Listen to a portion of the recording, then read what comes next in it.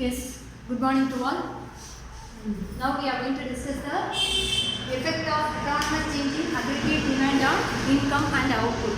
Before going to discuss this new concept, already we have discussed about the consumption function and investment function, which are the determinant of aggregate demand. We have discussed in the initial introduction, and you know the meaning of investment function and consumption function. Consumption function shows that relationship between consumption and income of the consumer, isn't it? And the consumption function can be denoted by the equation of C equal to C bar plus C of Y. C bar denoted autonomous consumption and C of Y denoted induced consumption. So that and all we have discussed more. Now we are going to discuss the effect of autonomous change in aggregate demand on output and income. Now I will tell you the aggregate demand is dependent on equilibrium. The equilibrium level of income is dependent on aggregate demand. So remember, equilibrium level of income is dependent on aggregate demand. Here the aggregate demand can changes. If aggregate demand changes, the equilibrium level of income also changes. So the aggregate demand, already you know that the aggregate demand is depends on two factors or variables. So when the two factors changes, the aggregate demand also changes. So the aggregate demand can changes in two situations. One is consumption, changes in consumption. Another one is changes in investment.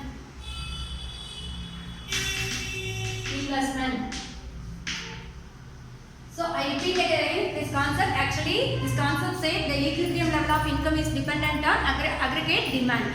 If aggregate demand changes, the equilibrium level of income also changes. But in the introduction chapter, what I said, the aggregate demand is dependent on consumption and investment. So consumption, there are two kinds of consumptions are there, which is autonomous and induced. But investment, we assume in this chapter, investment is autonomous, which is dependent on income. So now we are going to discuss the aggregate demand also will change. If aggregate demand changes, how the equilibrium level of income also getting changed with the help of diagram, we are going to discuss more. First, there are two situations is there to change the aggregate demand. It can be changes in one variable or another way. Together, combination of two changes also will change the aggregate demand in a society. So first you know that consumption, changes in consumption is C. It can be done happen in the two ways. One is autonomous consumption, which is C bar. Number two is induced consumption, which is C of Y. Autonomous consumption says when the consumption, even if the income of the consumer is zero, there will be a consumption taking place, which is essential goods, isn't it? And induced consumption, which means the consumption which is entirely dependent on income. When income of the consumer changes, the consumption also changes. So here changes in consumption can happen in two situations. One is autonomous, number two is induced. Now we are going to discuss the second situation, which is investment. Hope you remember, we assume in this chapter investment is independent on income. Though the investor not getting the income from the sources, they will keep investing, which means what they invested, they didn't get a return also, they keep investing it in, because some people maybe have a interest in doing business, so till they get a profit or they keep trying for the business. So that is investment. But here we can't say there is a one factor will determine the investment, which is income. The some other factors also will determine the investment. So they did not mention in this.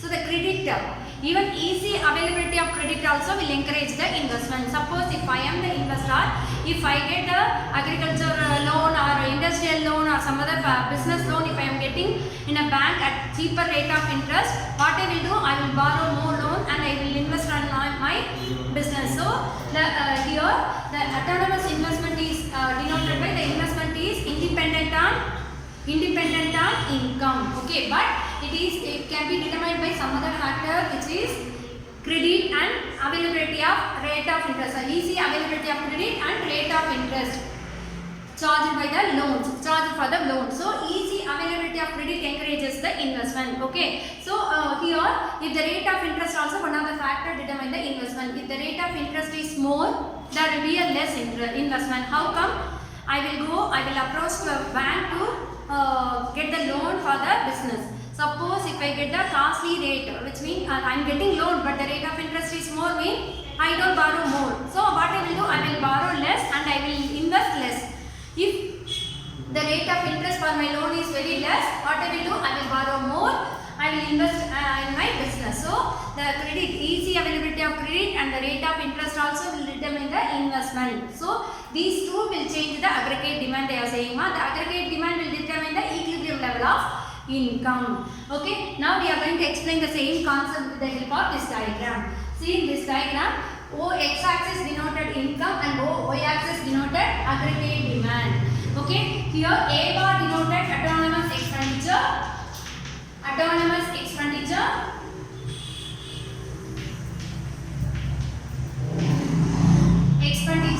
and AD, A1 and A2 are autonomous expenditure. Changes in autonomous expenditure, you know that autonomous expenditure for consumption and investment, why it has happened, it can happen. In consumption it can happen by changing the income, but in investment it can happen by changing the availability of credit and rate of interest level. Okay, here AD1 and AD2 denote, AD1 and AD2 denotes the changes in aggregate demand in the society. Changes in aggregate demand in the society. And next Y1 and Y2 is the output level.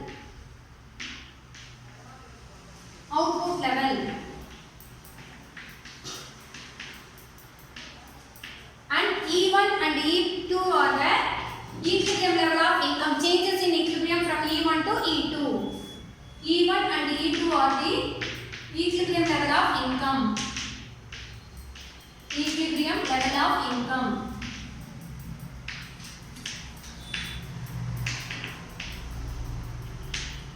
Now we are going to start with the first one.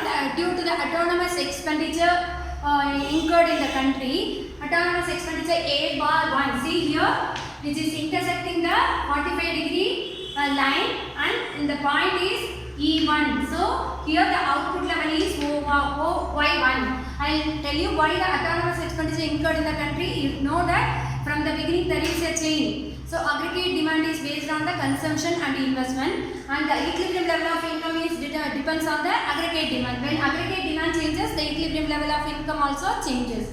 I told you this is the key point. So remember that now the autonomous expenditure increasing in the society, which means it can be a consumption expenditure or investment expenditure or combined expenditure. The consumer also spending autonomous, which means without expecting their income, and investors also spending without dependent on income. So when the autonomous expenditure is due to increasing that, so what is the equilibrium level of income in the society? E1, and the equilibrium level of output level is Y1, and aggregate demand for the commodity is AD1. AD1 denote aggregate demand for a commodity, okay, in the society. Next one, suppose you can't remember, this can be this aggregate level, output level also E1G they have mentioned. You can't remember, the country keep changing, dynamic, no? You can't say always it will be fixed, because people may consume or may increase or reduce the consumption, may increase or reduce the investment. So here E1 and F denotes the increasing aggregate demand due to the autonomous expenditure, increasing autonomous expenditure, which means this is the equilibrium level of output or demand, but this is equilibrium level of income or output, but this is excess demand. The aggregate demand increases due to autonomous expenditure. So we can't fix the A1 or aggregate demand will be remain same in the equilibrium point 1, equilibrium level of income 1. So they are spending more due to the increasing autonomous expenditure A bar 2. The aggregate demand shifted to AD2.